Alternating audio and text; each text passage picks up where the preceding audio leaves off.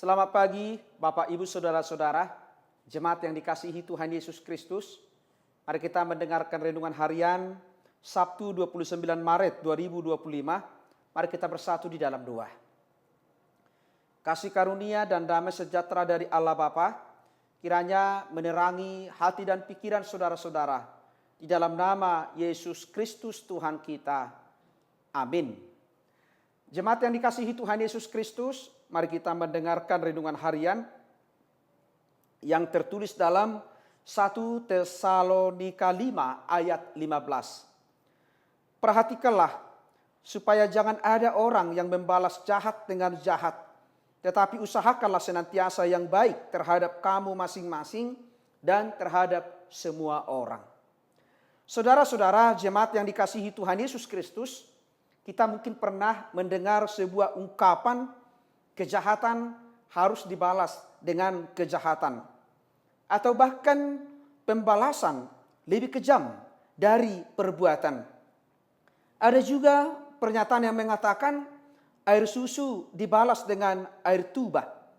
Dan kebaikan harus dibalas setimpal dengan kebaikan. Artinya itulah realita yang kita hadapi saat ini. Sering kejahatan dibalas dengan kejahatan, bahkan lebih sadis lagi, kejahatan dibalas dengan pembunuhan. Ada pula orang yang tidak tahu diri, yakni membalas kebaikan dengan kejahatan.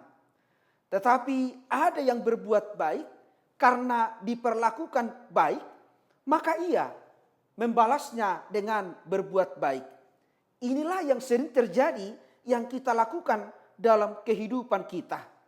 Karena itu saudara-saudara, dalam kehidupan kita orang Kristen bukanlah mencerminkan kehidupan seperti orang-orang perbuat di dunia ini. Melalui firman Tuhan hari ini, Paulus mengatakan kepada jemaat di Tesalonika bagaimana kita membangun hubungan kita, relasi kita, persekutuan kita dengan sesama kita sebagaimana orang-orang yang telah diselamatkan oleh Tuhan Yesus Kristus. Paulus menasihati kita sebagai orang-orang yang percaya, mari kita berbuat baik. Berbuat baik tanpa batas, tanpa alasan.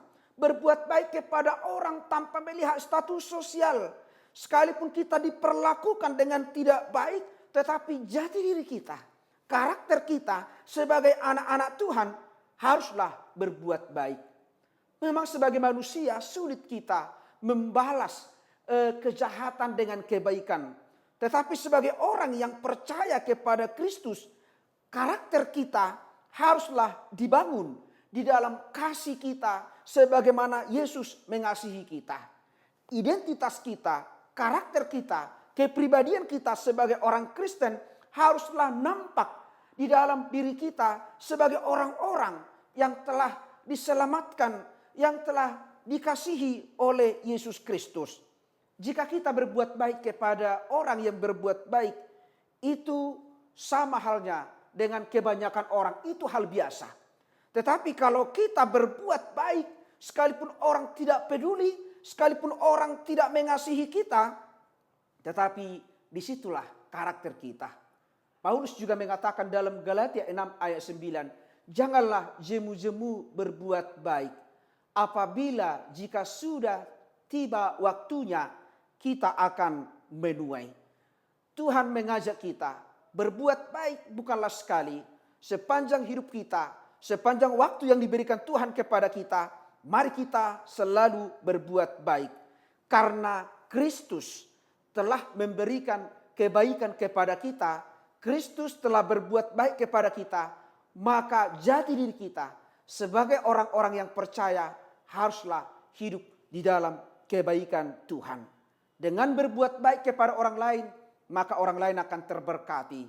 Karena hidup bukanlah tentang siapa yang terbaik, tetapi siapa yang mau berbuat baik. Karena itu saudara-saudara jemaat yang dikasihi Tuhan Yesus Kristus, tetaplah menghadirkan kebaikan kepada setiap orang. Karena Kristus akan senantiasa mencurahkan kebaikannya sepanjang kita mengasihinya. Amin, kita berdoa. Terima kasih Bapa di surga atas berkat-Mu, firman-Mu yang senantiasa mengingatkan kami untuk senantiasa hidup dalam kebaikan. Engkau sungguh luar biasa Tuhan. Engkau begitu baik kepada kami. Sehingga Engkau selalu menyertai kami, menuntun kami.